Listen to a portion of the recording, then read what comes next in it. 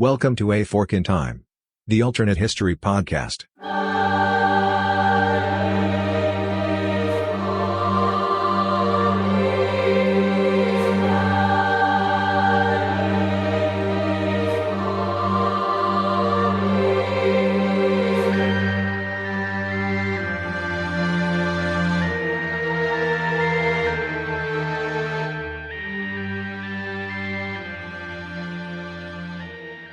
Welcome back to A Fork in Time after our 1 week hiatus. We enjoyed the time off around Father's Day. I hope that you had the opportunity to do the same with you and yours. Sorry that we didn't give you the heads up that was coming, but here we go. We're back. And I guess what I'm going to say, Alexis, who's joining me for today's episode. How you doing, Lex? Good. I guess we're going to say that even though we weren't here last week, we'll be here for you. Yeah. So if you hear, I'll be there for you. What pops into your head, Alexis? That'd be this little TV show called Friends. Little bitty TV show called Friends. So on your scale of 1 to 10 in terms of, 1, I don't care about it, to 10, I think it is culturally significant and I know every last detail about it. Where would you rank on the Friends 1 to 10 scale?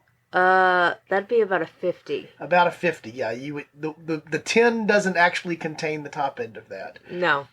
As you might have guessed, Alexis is a friend of the TV show Friends. And so today we thought for today's episode it might be a fun thing just to explore one of our whimsy sort of what-ifs. And that's particularly true because what recently happened here in the latter part of May was HBO actually HBO Max aired that. I don't know if it actually aired on HBO or not. Hard to know what's actually on TV versus streaming services these days. But they actually aired something that some people had said would never actually happen. And what was it that happened? That would be the reunion special. The reunion special for Friends. Actually, the thing that popped into my head here, for those of you that are music fans of the 70s and 80s, you might remember a little group called the Eagles who did a reunion. And at one point they had made the comment that they would do a reunion when, quote unquote, hell freezes over. And then they did a reunion and recorded it, so they entitled the album Hell Freezes Over.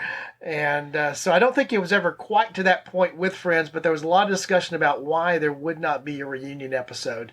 But we're going to go a step further back. Not just why there wouldn't have been a reunion episode, but why there wouldn't have been a need in the first place at all. Right. For a reunion episode, because there wouldn't have been a Friends. At all. So that's what we're going to explore today here on What If? Explorations here on A Fork in Time. We ask you to join us when we come back from the break. We'll be back in a minute. Would groceries delivered to you in as fast as 1 hour save you a trip to the store? Instacart makes that possible thanks to personal shoppers in your area who hand-select items based on your preferences from the stores you love. And shopping multiple stores is possible on a single order. Instacart picks the freshest produce and even keeps your eggs safe, all while finding everything you usually buy, providing smart suggestions for new items, and even highlighting deals to help you save money. And now you get free delivery on your first order over $35. Let Instacart know we sent you and help support our show by following the link in the show notes. Instacart. Groceries delivered in as fast as 1 hour. Welcome back to A Fork in Time, the alternate history podcast. Don sitting in the driver's seat, I guess more or less temporarily in the driver's seat. We may get to the stoplight here and have to change drivers, along with the. We'll do a Russian fire drill. Yeah, exactly. With the co-founder of the podcast and today's co-host, that would be Alexis. Just heard her voice there as we were coming back. So, Alexis, tell folks who may have been living under a rock for some point in the last 20 or 30 years.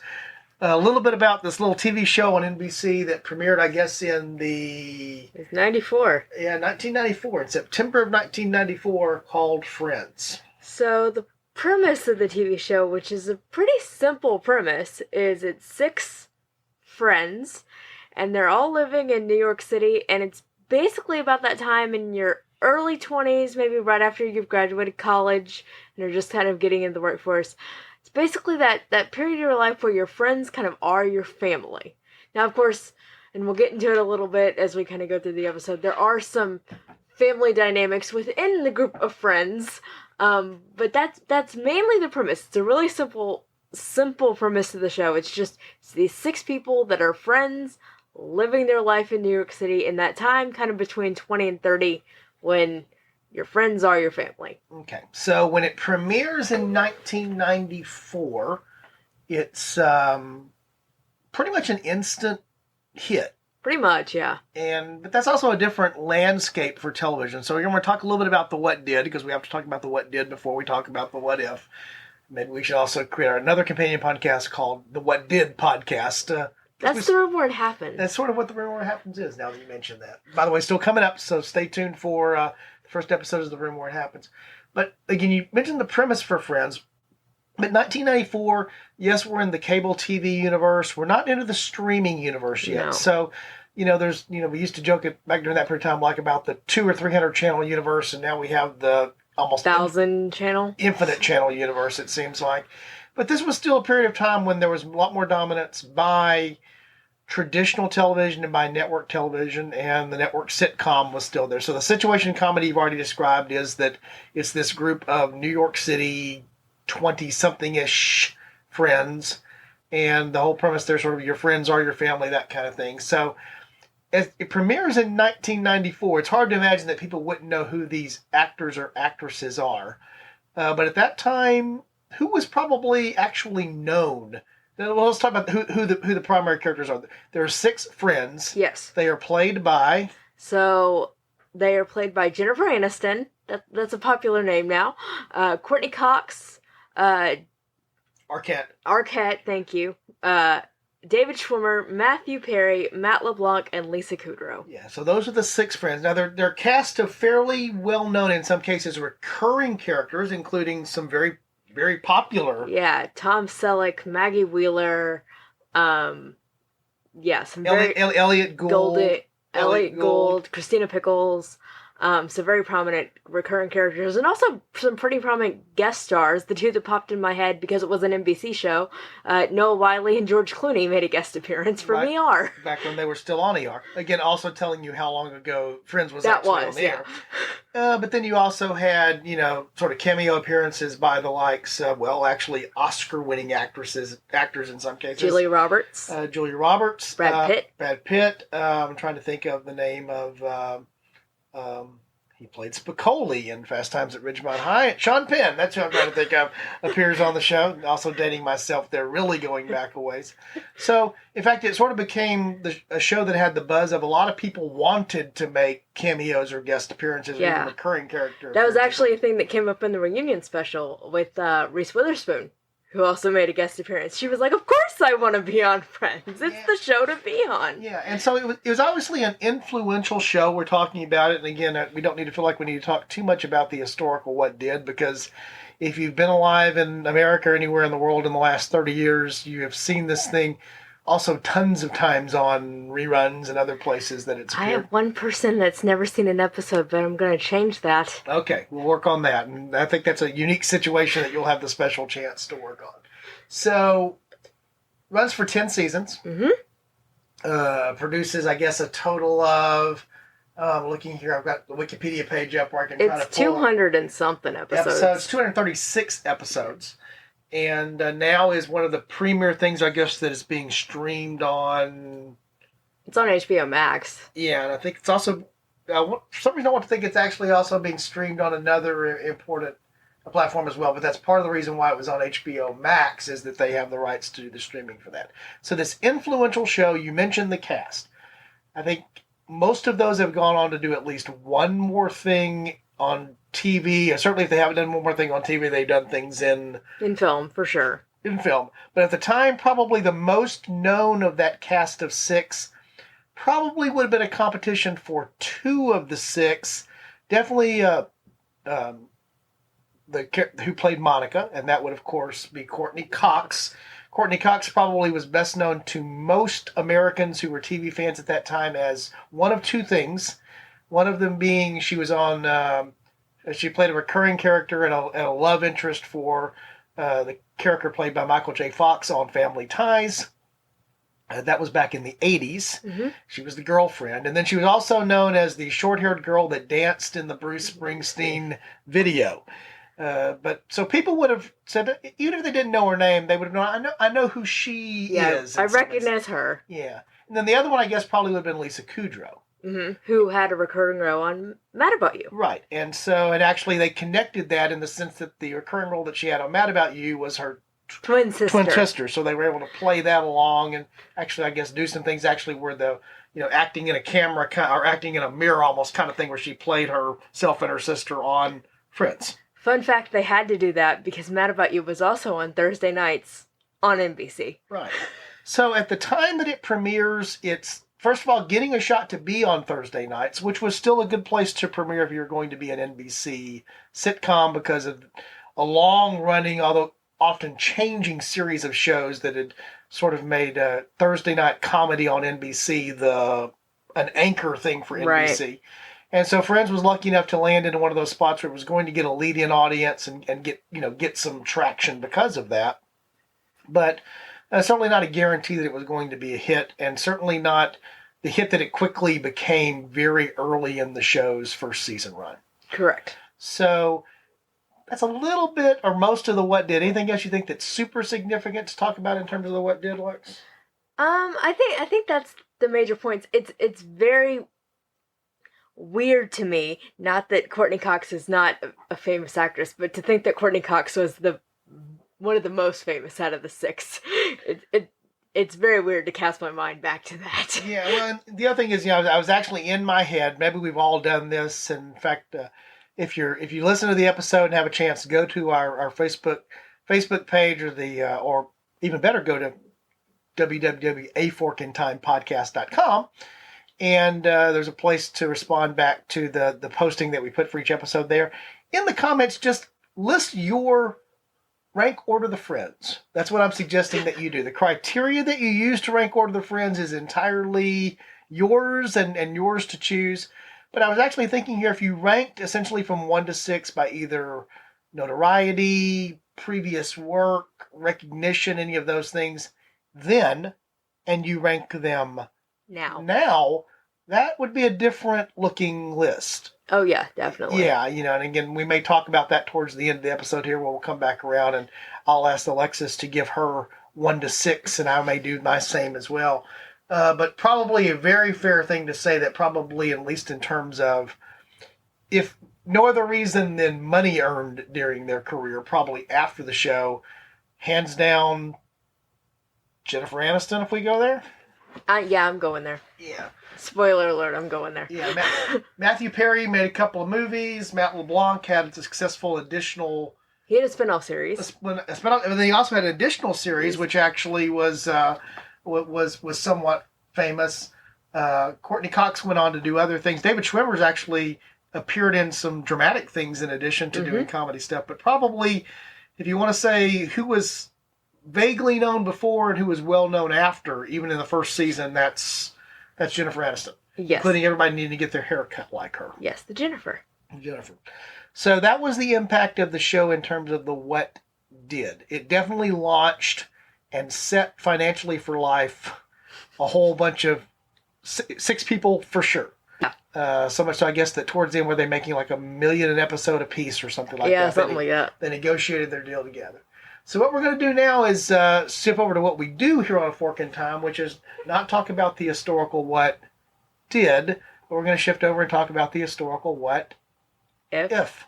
So if we go back to this magical time, first of all, let's decide how we're going to do the point of departure. So is the point of departure is going to be that NBC just chooses to not pick the show up, or are we going to say, yeah, it premiered, but they put it in such a slot that it never gained an audience and thus never became the phenomena that we know now? I don't think you can do that. I think, while there were a lot of things that went into making Friends the success that it was, the slot they got put into, being on a Thursday night, things like that, I think there was also kind of lightning in a bottle with Friends, so I don't think you can just completely say, oh, it was in some other slot and it just didn't pick it up. I think it would have eventually found its footing. So I think we're going to have to go with it just never got picked up for whatever reason.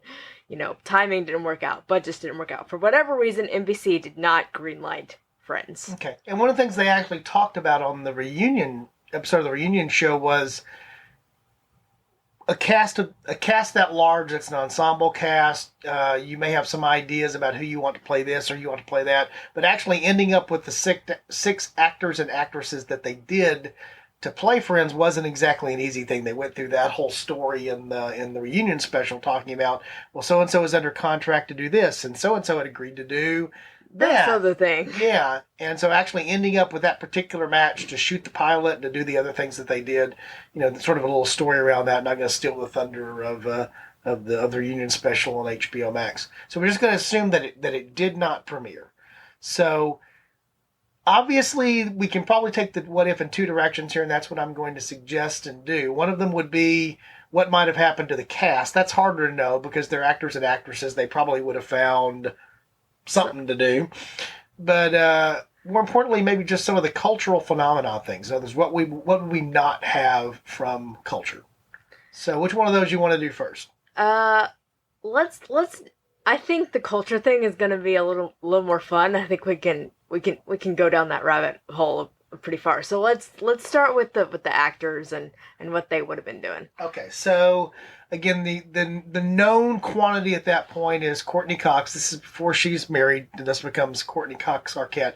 What I actually have in my head is one of the episodes, one of the years, the credits when she had changed her name to Arquette, they put Arquette after the name of every member. So that was the thing that was running through my head, which is why I knew she was married to David Arquette.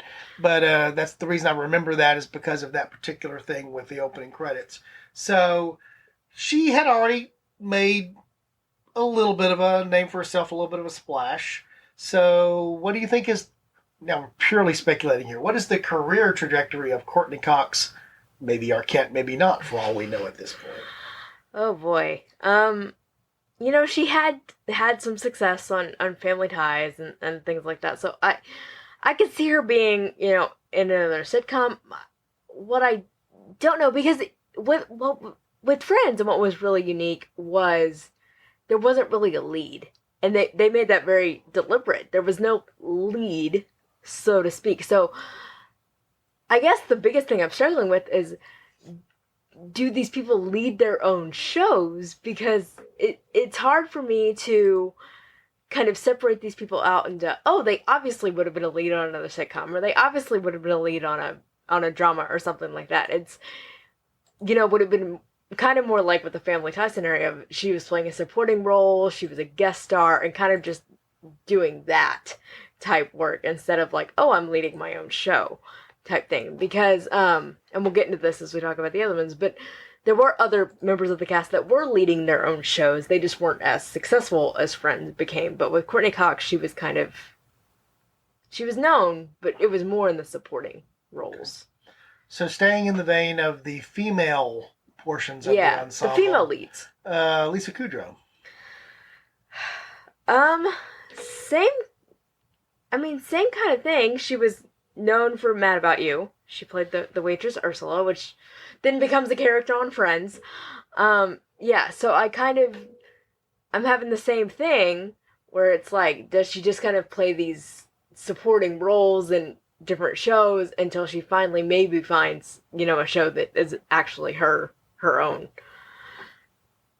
That's really hard. I think because the dynamic of Friends was so much, there isn't a lead character, so it's kind of hard to cast my mind back and to say, like, well, obviously they would have become a lead character somewhere else, because it took the 10 years of Friends for them to really develop and you could see them as a lead character, if that makes sense. No, it makes perfect sense.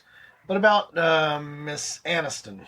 Well, she actually was on a show that they talked about during the reunion, because it was actually, it had a couple episodes that had already aired, so she took a risk when she did Friends. So I think she even said during the reunion, she was like, I was just going to keep doing pilots, and if they got picked up, I was going to work on them until they got canceled.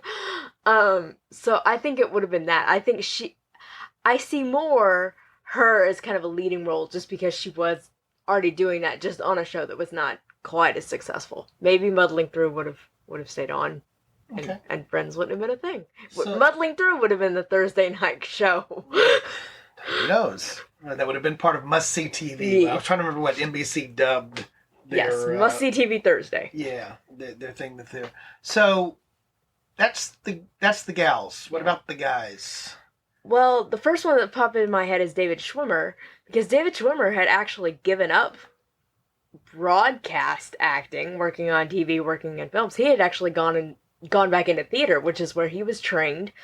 He was back in Chicago doing some theater work, so I think he would have just kept doing that. I think they kind of dragged him out and kind of not forced him, but convinced him to audition for Friends and to do Friends, and it became very successful. But I think there's no Friends. He's just a theater actor. Maybe he eventually ends up on Broadway. I think he's a good actor, so I could see that happening. But I see him going the theater route if Friends is not an option. And the theater route wise, it's a legitimate acting route. In fact, some actors would argue that it's the more legitimate actor route. The thing about going the theater route is it's not quite. There are far fewer. Even the most popular Broadway actors are not as big as film and television stars. Right. And so, David Schwimmer might have had an incredibly diverse and successful career as a stage actor, and he could walk down the street and nobody would necessarily know who he was. So, that's certainly a possibility there. And then there's the two Matts or Matthews, as the case might be. So which one of those do you want to take first? We'll do Matthew Perry. I've a soft spot for Chandler. That was his character on Friends. Matthew Perry, he's interesting because he's one of those people that I've actually seen. I've seen some movies and things like that he's done.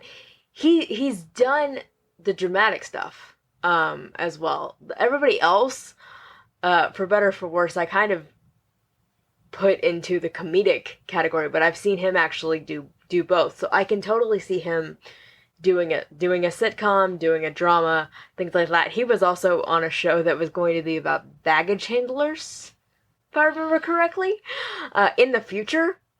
It was a weird concept, from what I'm remembering, but who knows, that could have been a show, and if Friends hadn't become a thing. But he's one of those people that I could see him kind of doing both. I could see him doing drama, I could see him doing comedy, I could see him ending up in the lead role on a show. If Friends hadn't become a thing, I think it just would have taken a little longer. Okay. And that leaves one more of the six. That leaves certainly not the last friend, right? That leaves Matt LeBlanc, who's just the last one we're naming, but not the last friend. And I definitely see him comedy. Matt LeBlanc is 100% comedy, in my opinion. So I could see, and I mean, we do see this. He had the spinoff show from Friends, but then he also had the other show that I'm blanking on what it was called. But it had some success as well. So, but I definitely see him as definitely more of the comedy guy. Yeah, I think that's probably true. He also was, I guess, his character was sort of intended to be sort of the hunky, good-looking guy. Yeah. So he was going to have that, sort of going for him probably no matter what. And it was, the show was called Hiatus that he was actually on from 2006 to 2011. So that came right after the end of, no, that's not what it was. Yes, it was. Sometimes when you jump into looking at a Wikipedia page while you're in the middle of recording, you get some goofy stuff. So it's fair to say that without Friends, the trajectories of six individual actors and actresses would have likely been very, very different. Very different. And as a result of that, also the trajectory, obviously, of NBC's success continuing, because this was later in the period of time. They had started. The must-see TV was still going on, but it was winding down a little bit more. This was actually post-Seinfeld. It took advantage of the Seinfeld Mad About You era of what was going on there, but this was moving. Seinfeld's about to go away. I guess that was in 98, if my memory serves, 98 or 99. That sounds about right. And so, what had become the sort of must-see NBC comedy stuff, going back to the 80s. This goes all the way back to the Cosby Show and some of the other big things that were when NBC started clustering a lot of their better comedies on Thursday nights to put that as a block of programming. Friends sustained that for a period of time. As that was drawing more towards its close, it sort of gave it another burst of energy. Second life there. Yeah, because again, that whole Thursday night comedy segment on NBC going back to the day was Cosby Show, its spinoff a different world for a period of time, but also Cheers, for example, Night Court. That's the '80s version of must-see TV comedy, if you will. Then morphed into the '90s version, and then with Friends carrying that a little bit, beyond the '90s and into the early 2000s that were there.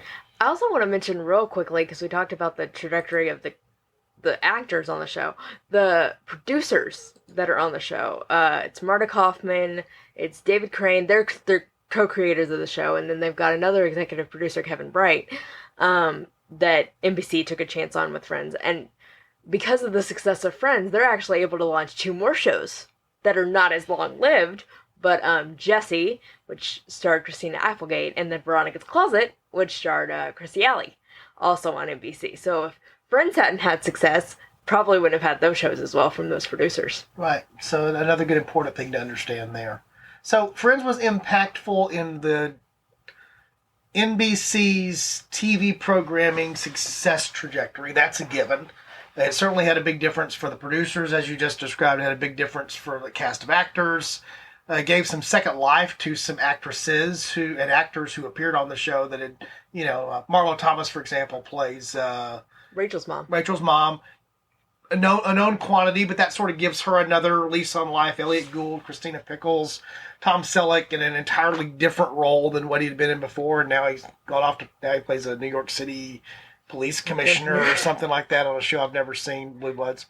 But so that whole impact on the individuals that are there. But really, Friends, I think the biggest thing that we would know differently, sort of like we've talked about with other things like this, it's the cultural impact, a little bit like our Disney episode, if you will. The cultural impact that it's hard to know what it had been, but we know what it is because of that. So what are some catchphrases? Oh, geez, I knew you were going to ask this question. That probably would not exist in our culture had it not been for example, could this be any more on the spot for you right now, for example? Who might I be imitating there? That'd be our friend Chandler, played by Matthew Perry.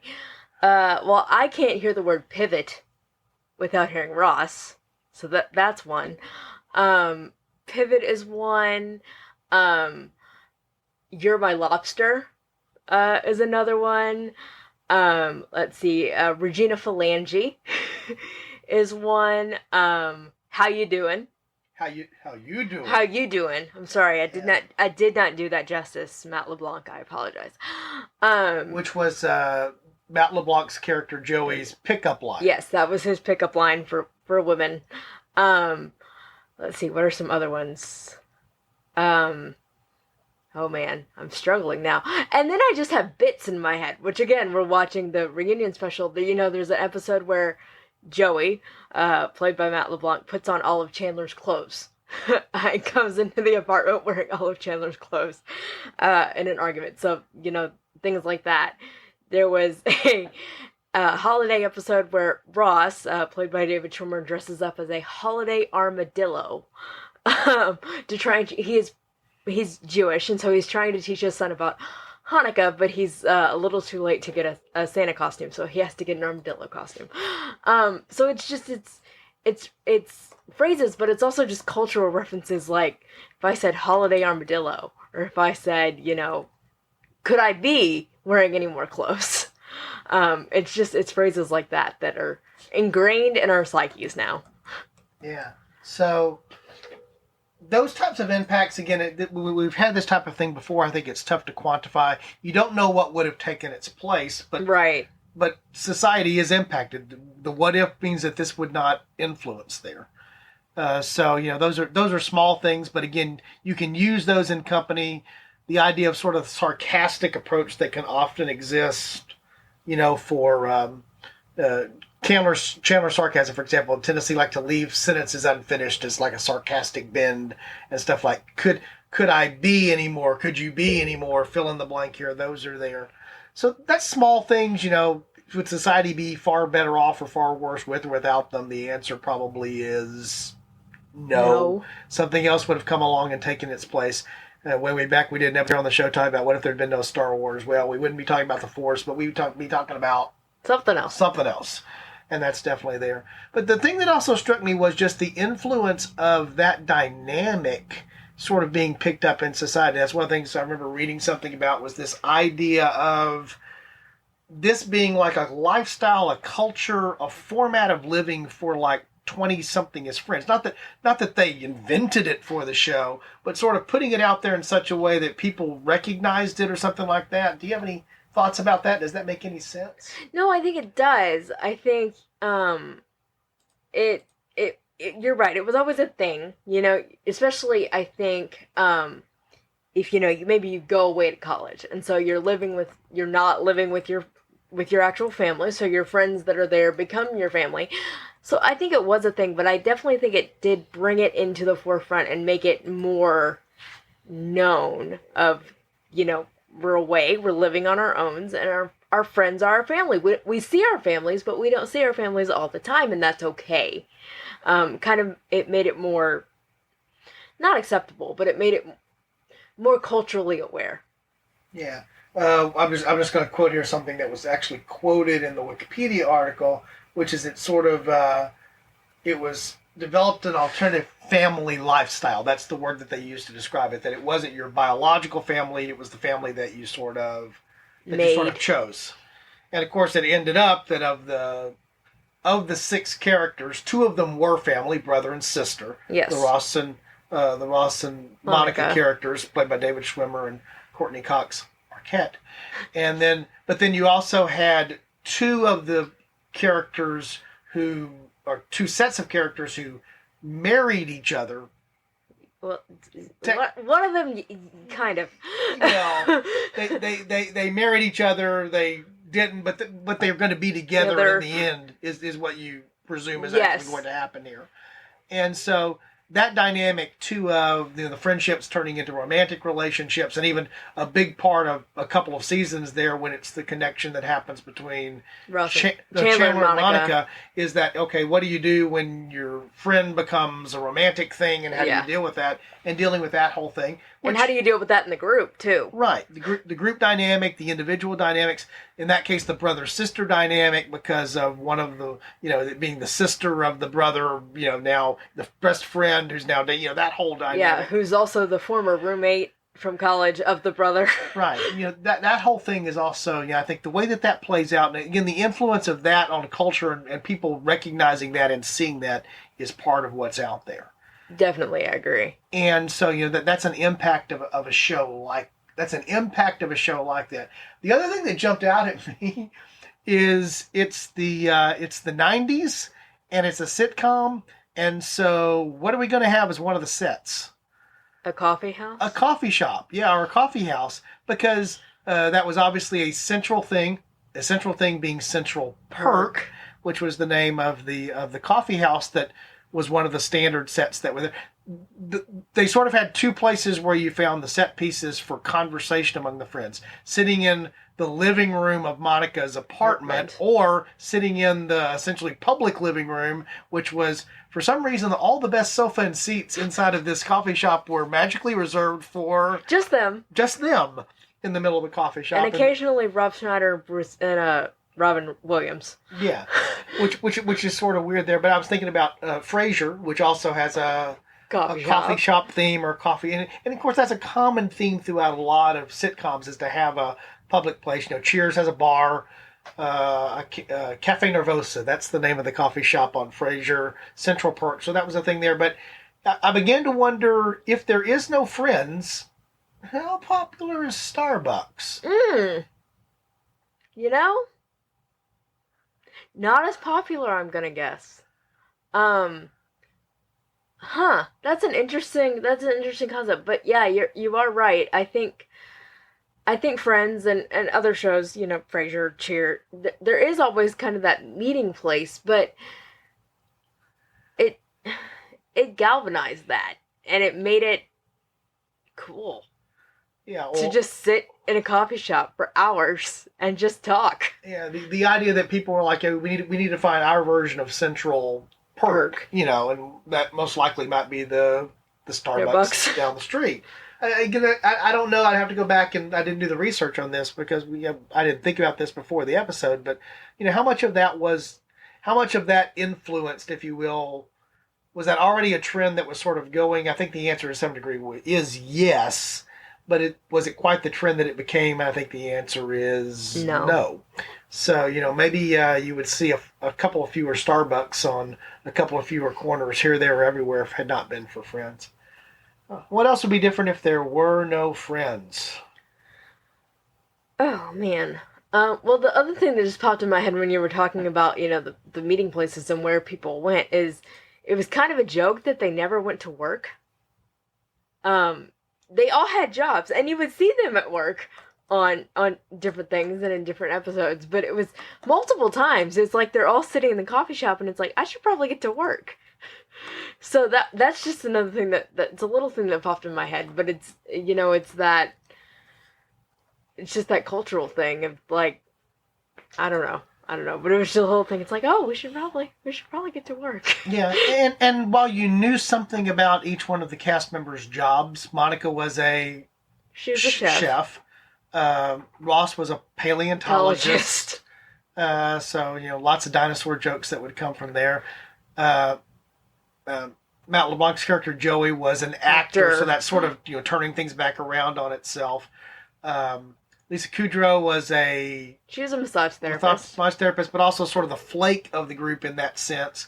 And then, of course, the other two were Rachel, who was initially sort of comes as, spoiled rich kid with no job, but then develops into a fashion career kind of thing. But the one that jumps out at me is along what you're talking about, which is sort of Chandler, which is like, what does... Do we know what he does? Do we know what Chandler does, right? He works for some type of company that does some kind of data processing, data entry, but it's almost like we don't know what Chandler does. We're not even sure that Chandler knows what, Chandler does. And I think that was sort of emblematic of what you were talking about, which was this idea of, the job is just superfluous to everything else. But I think that kind of galvanized in the culture, maybe this was what I was trying to get at, is it galvanized that what you do is not who you are. Right. Like it's part of who you are. We knew what these people did. We kind of knew what Chandler did, but it wasn't who they were. We didn't think about them as, oh, Monica's the chef, Phoebe's the massage therapist, Rachel's in fashion. We thought about them in relationship to who they were to each other. Right. So it was Ross is Monica's brother. Ross and Rachel are together. Chandler and Monica are together. We thought of them in relationship to each other, and the job was just a detail. Right. And the other thing I think that goes with that, which is why I talk about the influence of Friends is that a lot of other TV at that point, situation comedies, often revolved around a workplace. And the workplace was a major part of that. It's not that we didn't get to visit all of the workplaces of each of the primary characters in Friends, but it was not around a workplace. A lot of sitcoms had been intentionally built around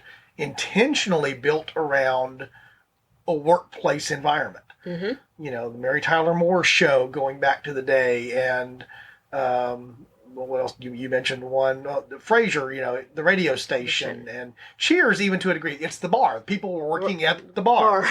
Even though that doubled as sort of the social construct as well, which worked brilliantly for Well, multiple characters also work at Central Perk throughout the show. Well, that's true too. That's where Rachel ends up with her. So, in fact, the irony there is that she's sort of at her job, but she's not even doing her job well because she's not paying attention to the job because she's paying attention to her friends. And I think that whole dynamic as well of sort of saying again, as you pointed out, it's not about what you do, it's about who you're connected with or who you're connected to that made the difference there. And I think that was an influence on Friends. I think, in fact, I remember seeing this, I guess, in the reunion special and other things I remember reading about the show is part of the magic of the show is almost anybody who watched the show identified with one or more of the characters in some way because it was a diverse group and also identified with, they either had a group of friends like that or wanted a group of friends like that. Or maybe both at the same time. So I think that's another element of the cultural impact of the show in that it sort of, gave identity to things either people were looking for or maybe that they already had, if that makes any sense. Yeah. All right. Can you think of anything else? Oh. I mean, that'd be a weird... First of all, I'd have a very empty bookshelf because I have all 10 seasons of the show on DVD. Right. Before streaming was cool, you could go back and watch. Well, the other interesting thing about that to me, this is weird maybe to think about, but I'm thinking about naming conventions for episodes and shows, which is also really odd in the sense that what they used for Friends was normally it was the one with blank, whatever, and there's something related to that.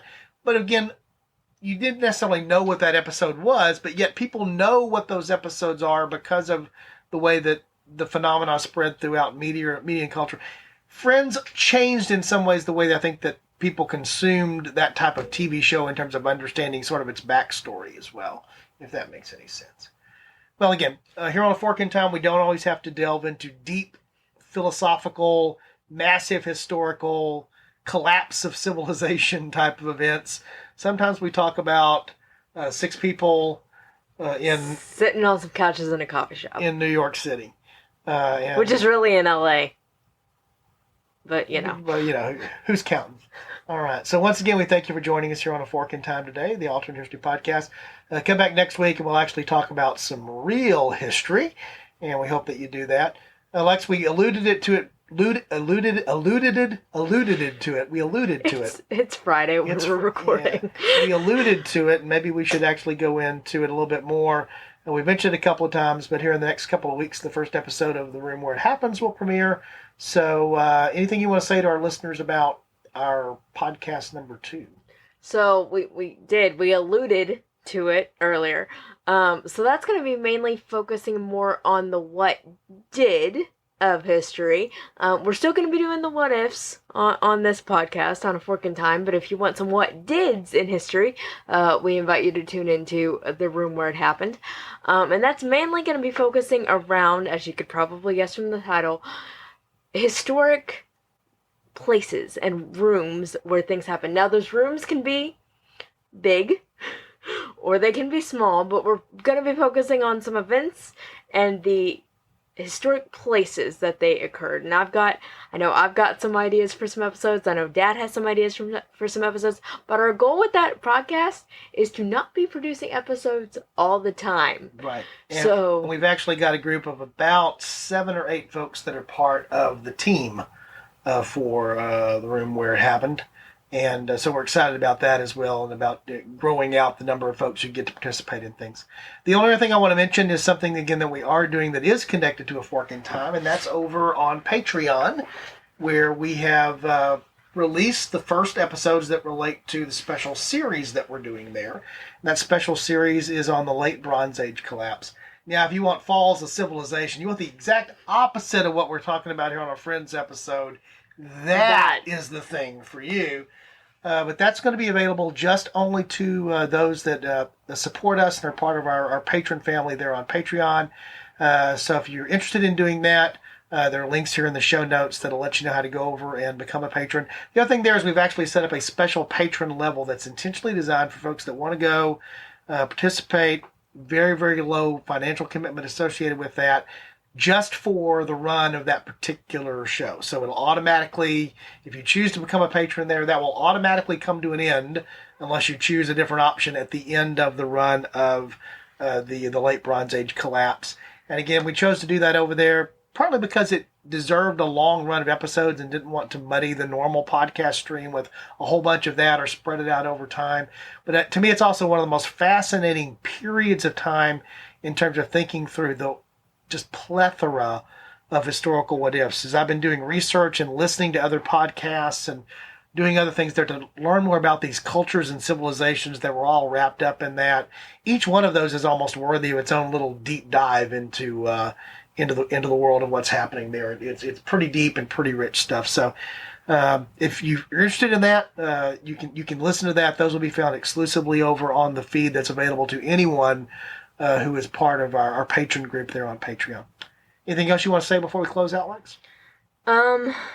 Just that I've missed doing podcasting. I've alluded to this before, but it's still happening. I got a lot going on in my life. I have a thing on my finger that didn't have the last time I recorded. I was going to ask if you were going to mention that. So the thing on your finger is what? That'd be an engagement ring. That would be an engagement ring. So the congratulations are going now from me formally here on the podcast to my daughter for getting engaged. I feel fairly safe in saying, based upon what I've learned of my future son-in-law's personality and his let's just say, lack of a talkative nature, that we're never going to see Jake lured on to being a guest on the episode. That's even if we picked whatever topic would be of most interest to him. But not exactly his jam, to say the least, I don't think. Well, he's definitely the quiet one in the relationship. He's definitely the quiet one in the relationship. That'd probably be true with anyone that Alexis is in a relationship with, but especially for Jake. So we welcome Jake to the family and soon to be part of the family, but also congrats to Alex on her engagement. And that will be her excuse for not doing much with the podcast over the next 6 to 8 months as things are leading up towards the wedding. I'm gonna be on though. I'm gonna be back. Yeah, she says she's gonna do more podcast episodes. So again, once again, we thank you guys for joining us. We really do appreciate the fact that we have a listener group that supports us as well as you do. Some of you might not have listened to this because it's not your traditional historical cup of tea. We know from feedback that some of you actually love these kind of episodes and wish we would do more of them. We can't do everything in every episode every week, so we try to alternate around these things. Again, lots of cool stuff here during the summer as we go through the summer and some of the topics that we've got laid out. If you have topical suggestions, give them to us. I actually have up on the screen here in front of me now our topical queue, which is in the double digits, well into the double digits. Some of those are going to find their way over to the room where it happened in some way. Some of them will be here on Fork in Time, the What If podcast. But the great thing, though, is we can double dip. Yeah. In fact, there are some cool double dips that can actually happen there. So we welcome your suggestions. Your suggestions tend to be much better than our suggestions because we have a tendency to go back to the same places over and over again. Not saying where that is geographically in the United Kingdom and not saying where that is in historically Tudor England. But other than that, we get around a little bit, which is also why we did the Late Bronze Age collapse thing to go some ways totally different. Although we're doing that on a different channel, so to speak. All right. Once again, thanks for your time, guys. Thanks for your patronage. If you want to learn more about the podcast, visit the website, www.aforkintimepodcast.com, and ask you to come back next week, where we'll come back and talk about something entirely different. And we're obliged. If our listeners are going down the road and happen upon, just by accident, circumstance, happenstance, a fork in time, any tangible suggestions for them? I think you should take it. Take it. All right. Thanks, guys.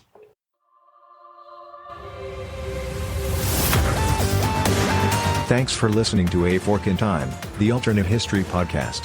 Learn more and provide feedback by visiting our website at www.aforkintimepodcast.com. Connect to us on Facebook at facebook.com/aforkintime or follow us on Twitter at AFIT Podcast. If you want to support the show financially, visit our Patreon page at patreon.com/aforkintime. We hope you will join us next time.